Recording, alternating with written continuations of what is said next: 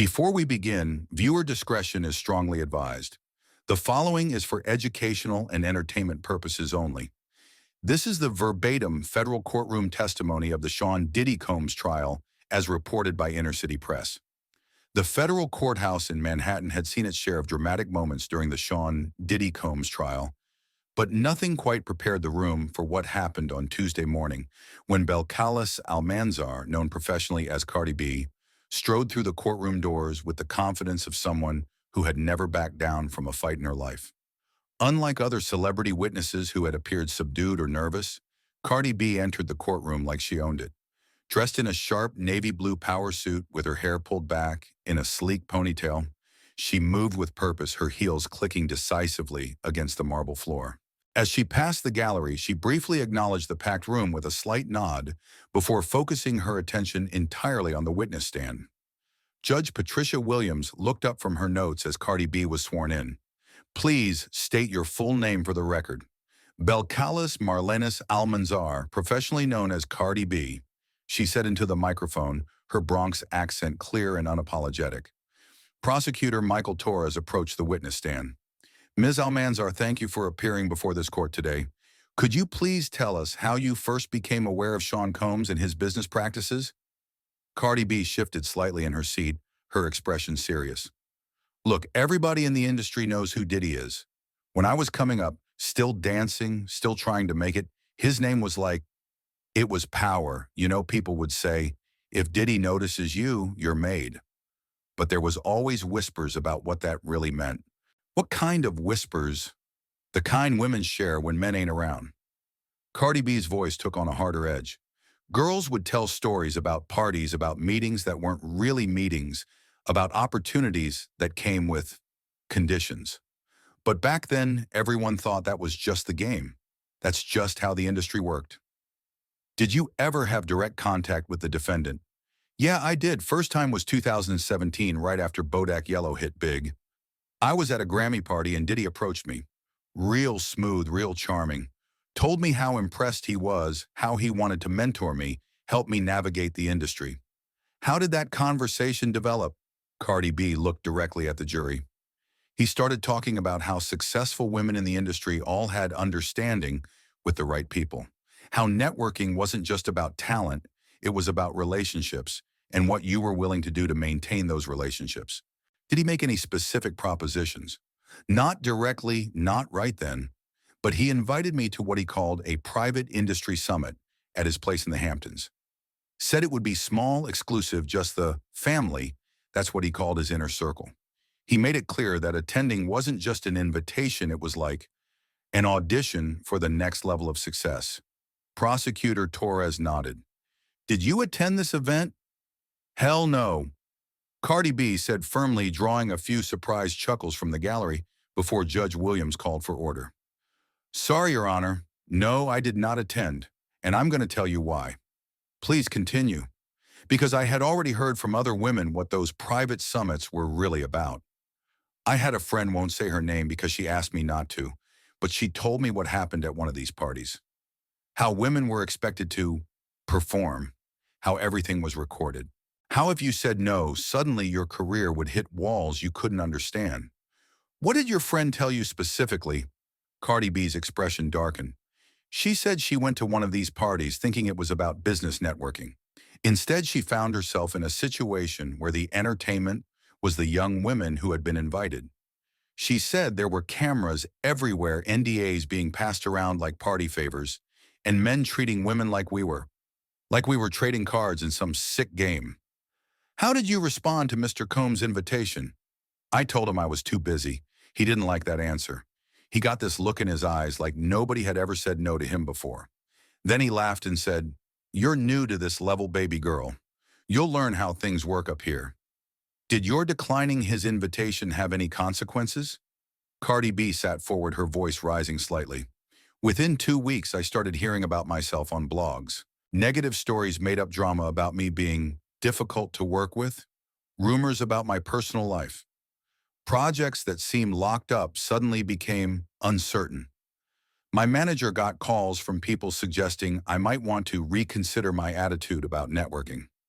Did you connect these developments to your interaction with Mr. Combs? I'm from the Bronx. I know retaliation when I see it. But here's the thing, I wasn't some scared newcomer.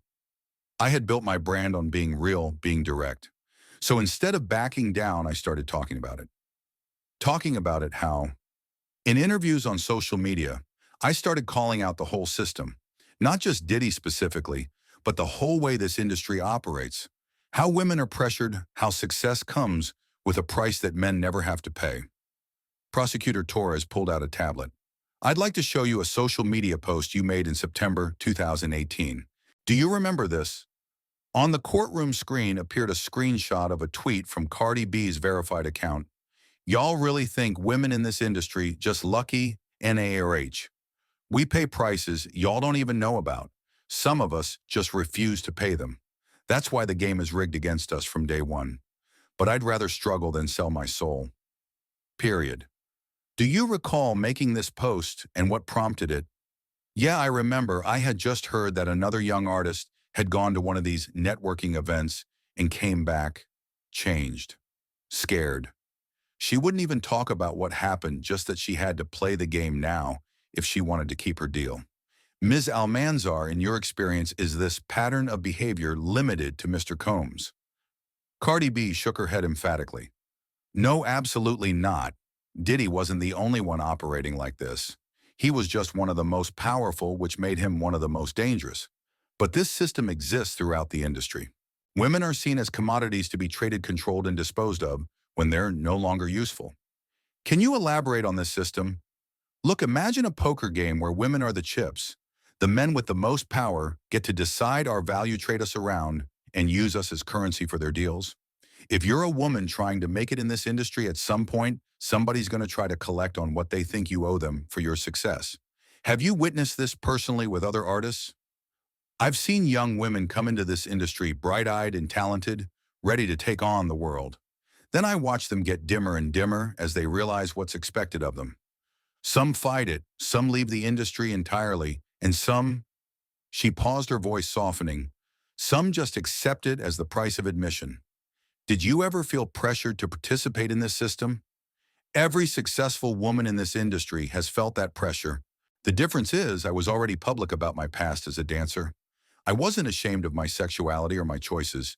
So when these men tried to use sex as power over me, I had already taken that power back for myself. How did that affect your interactions with industry power players? It made me dangerous to them because I couldn't be controlled the same way. But it also made me a target because I was speaking out about what everyone knew, but nobody wanted to acknowledge. Defense attorney Rebecca Hartman approached for cross-examination. Ms. Almanzar, you've built much of your public persona on being provocative and controversial, haven't you? I've built my persona on being real and honest, if that's what you mean. And isn't it true that making inflammatory accusations against established industry figures has been beneficial to your brand and publicity? Cardi B's eyes flashed. Ma'am, I already have more money and success than I ever dreamed of. I don't need to lie about powerful men for publicity. If anything, telling the truth about these men has made my life harder, not easier. But you admit you've had public feuds and conflicts with various industry figures? I've stood up for myself and other women, yes. If you want to call that feuding, go ahead. Ms. Almanzar, you mentioned rumors and stories from other women. Do you have any direct evidence of the alleged behavior you're describing? I have my experiences, my observations, and the testimonies of women who trusted me enough to share their stories. Sometimes that's all the evidence that exists because the whole system is designed to make sure there is no evidence. But no recordings, no documents, no physical proof of these alleged systems. No, because the men who run these systems aren't stupid. They make sure there's no paper trail, no recordings. That's why they confiscate phones at parties, why they have NDAs, why they choose victims who they think won't be believed. So your testimony is based primarily on hearsay and personal interpretation. Cardi B leaned forward, her voice intensifying. My testimony is based on being a woman in this industry who refused to be traded like a card in somebody else's deck. And if you think that's just personal interpretation, then you haven't been paying attention to what every other woman in this trial has been saying. As the cross-examination concluded, Cardi B remained composed but defiant. "Can I say something directly to the court?" she asked Judge Williams. The judge nodded. "You may." Cardi B turned to address the entire courtroom.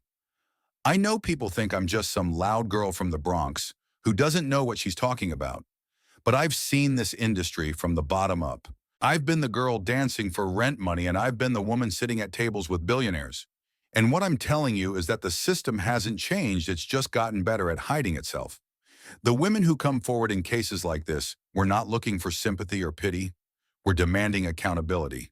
Because for every woman brave enough to speak up, there are 10 more who are still trapped in this system, still being traded around like cards in a game they never agreed to play." She paused, her voice taking on a note of finality. "And to any woman watching this who's been through this system, your truth matters. Your voice matters. And don't let nobody tell you that speaking up makes you bitter or vindictive. Speaking up makes you free." As Cardi B left the witness stand, the courtroom remained silent for several seconds. Then slowly a few people in the gallery began to applaud, first quietly, then building to a sustained ovation that Judge Williams allowed to continue for nearly a minute before calling for order. Outside the courthouse, Cardi B's testimony dominated news cycles immediately. Her phrase about women being traded like cards became a rallying cry on social media, with thousands of women sharing their own experiences, with hashtags like "Not Your Trading Card" and "Komashanchum Cardi Spoke Truth." Within 24 hours of her testimony, the National Organization for Women issued a statement praising her courage, and 3 major record labels announced new policies for reporting and investigating harassment claims. More importantly, the prosecution received contact from 7 additional women willing to testify about similar experiences. But perhaps the most significant response came from an unexpected source: that evening, 5 prominent male executives in the music industry jointly published an open letter acknowledging that they had been aware of predatory behavior in their industry and had failed to act. They called for systemic change and pledged to support victims coming forward. In her hotel room that night, Cardi B posted one final message on social media: "Did what I had to do today. Now it's up to the system to do what it should have done a long time ago. The game is rigged, but we're changing the rules." The trial would continue for several more weeks, but Cardi B's testimony had accomplished something perhaps more important than any single verdict. She had given voice to an entire generation of women who had been silenced by an industry that valued profit over people power, over justice, and complicity over courage. Disclaimer: the content above is entirely fictional and created for entertainment purposes only. No verified court evidence or official statements confirm these claims.